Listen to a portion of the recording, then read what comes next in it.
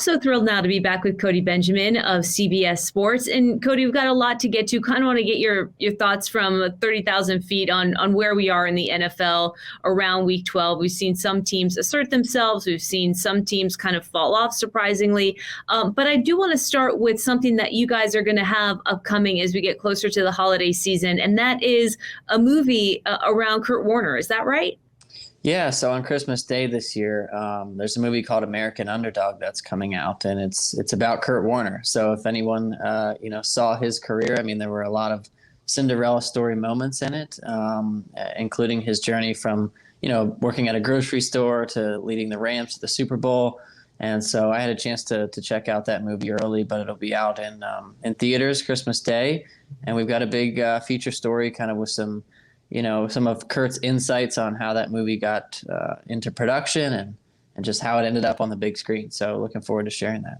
That's cool. A lot of people that I think they kind of dream up that grocery store scene when they think about Kurt Warner, just because that narrative is so compelling.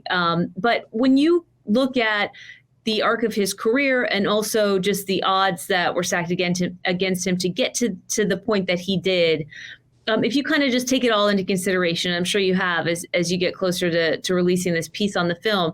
I mean, what's the most remarkable thing for you about what he was able to do? Yeah, there's so many things, and honestly, I think the movie touches on his journey to the Rams, and you could probably make a whole another movie about him going back to the Super Bowl with the Cardinals. I mean, at a later stage of his career, but I think just kind of having come in with not a ton of experience at the NFL level. He had played arena football where the rules are completely different, and that's in the movie as well. I mean, you see him walking through this arena complex where there's farm animals crossing because it's just like a circus. And I think just to weather that, and then his family dynamics are a big part of his story too. The movie touches a lot on his marriage and the son that he has that has faced disabilities and different challenges. And so I think just he's such a normal guy that I guess made it to the big stage. And so I just found that piece very interesting.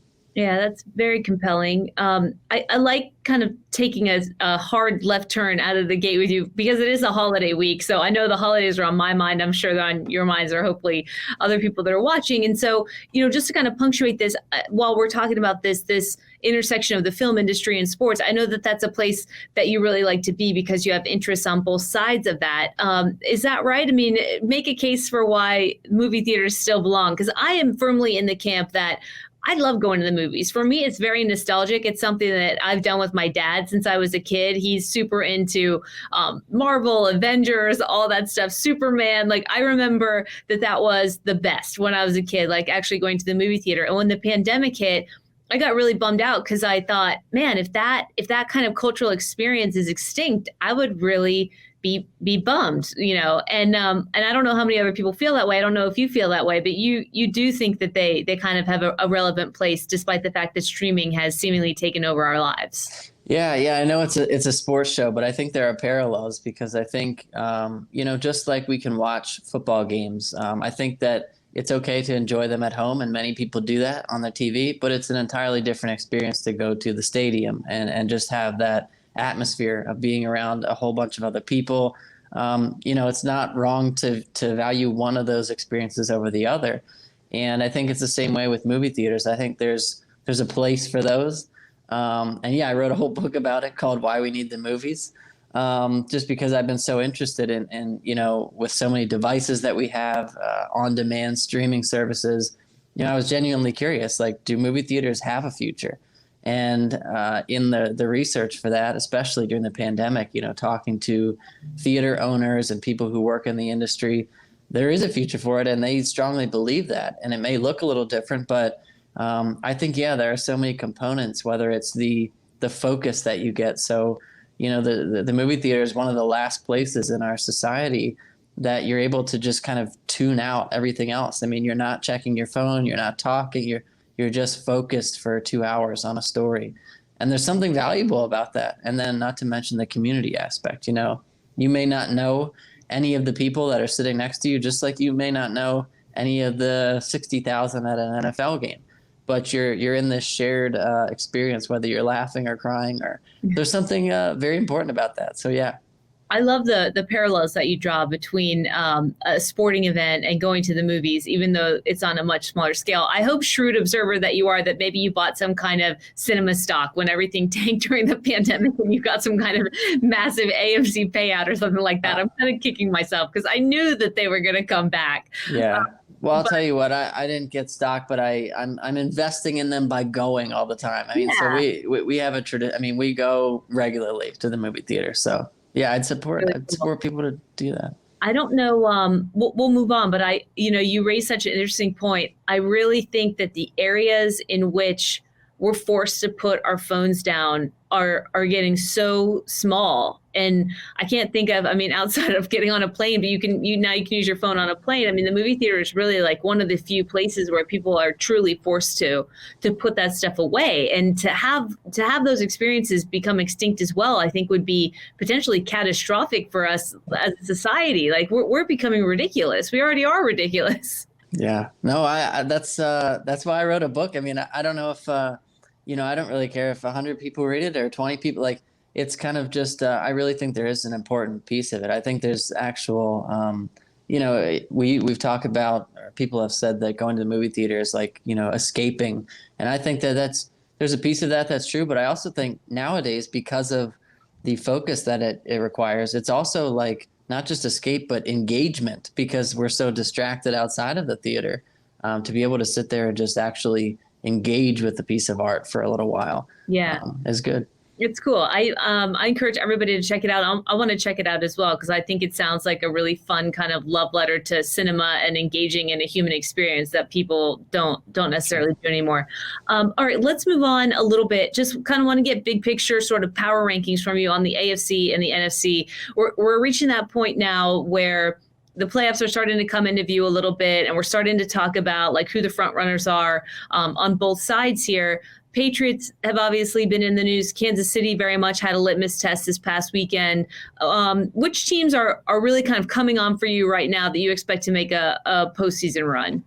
Yeah, one that comes to mind is actually the Colts. I don't know that the Titans have beaten a lot of good teams. They've also had some duds against some really bad teams, and Ryan Tannehill's numbers haven't been great this year. I mean, Carson Wentz has probably been hidden a little bit by Indianapolis's commitment to the run. But, if Jonathan Taylor is going to score 5 touchdowns, if he's going to run the way he has, there should be no shame in hiding Carson Wentz, so to speak, because that's working. I think the Colts defense has come on. I just think that they're a team that is going to be a tough out all the way until the end of the season. And their schedule isn't a cakewalk, but I would look out for them. The Chiefs, obviously just because of the firepower they have, regardless of how they've looked from September until this point, because it's been pretty uneven, and Patrick Mahomes is still trying to, I think, revert fully to form. But they're always just going to be dangerous just because of the weapons that they have. The Bills are a curious one because we know that they can probably go toe-to-toe with, or blow for blow with anyone, just the talent that they have. But a lot of mistakes from Josh Allen and some of their guys lately. And then I think the Patriots are, I don't know that I fully buy into, if Mac Jones is going to be asked to carry that team in the playoffs. And right now he doesn't necessarily have to carry them, which is great.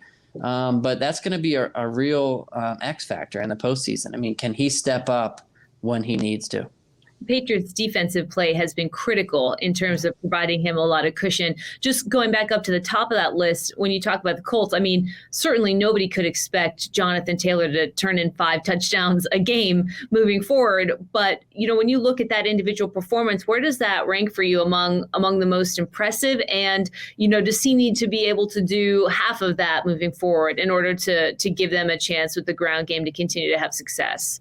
Yeah, I think it's impressive because it wasn't like they just stuck him in the red zone and he was able to get 5 1-yard touch. Like his whole performance that day was big. He's done that all year when they've leaned on him. You're seeing 150, 160 yards on the ground. And I think there's a case to be made that obviously Derrick Henry was and is huge to the Titans offense, and he will be if he can get back for the playoffs. But I think there's a case to be made that Jonathan Taylor is the best running back in the NFL. The most pure runner. I mean, Derrick Henry, obviously more physically imposing. I think Dalvin Cook, you can make a case. I mean, Alvin Kamara, when he's healthy, is a playmaker. Christian McCaffrey as well. But if you're just looking for a guy, and Nick Chubb as well, I mean, there's so many pure good running backs. But I think Jonathan Taylor has been, you could make a case, he belongs in the MVP conversation. I mean, he's been that good for the Colts when they've leaned on him. The Cowboys offered such little protection to Dak Prescott over the weekend. I know that game was billed as like, hey, this is going to test both sides and who's going to emerge. I think a lot of Cowboys fans had really high expectations for this team coming into the season. On the flip side of some of the teams that you just mentioned, who are some of the teams that have kind of disappointed you the most in terms of just falling way short of what they're capable of? In the NFC or the AFC, we're going both sides here. Yeah, it doesn't matter. Yeah. Some that have disappointed me. The Colts would have been in this conversation earlier because they started so poorly and they've kind of rebounded nicely. I think the Browns are a little bit of a disappointment, and I think injuries have a big say in that. They obviously lost a lot of pieces. Their depth was tested, but you look at that division and early in the year, I mean, you looked at Cleveland and thought they have maybe one of the most balanced rosters in the NFL. They started pretty well. I think it was fair. I mean, I was saying in September they should probably be favorites to go head to head with the Ravens for that division. Right now they're sitting below the Steelers. I mean, the Steelers just tied the Lions. They're struggling. I mean, everyone thought this would maybe be a drop-off year for Ben Roethlisberger and the Steelers. The Browns right now are struggling even more. It seems every week that Baker Mayfield is kind of limping through Sunday.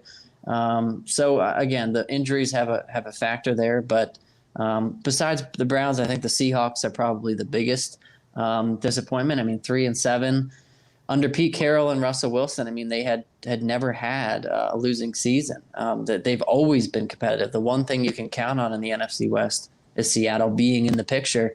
Doesn't look like that's going to be the case. I mean, Russell Wilson's injury, a huge wrench in the season, but he hasn't been great since he's been back either. So.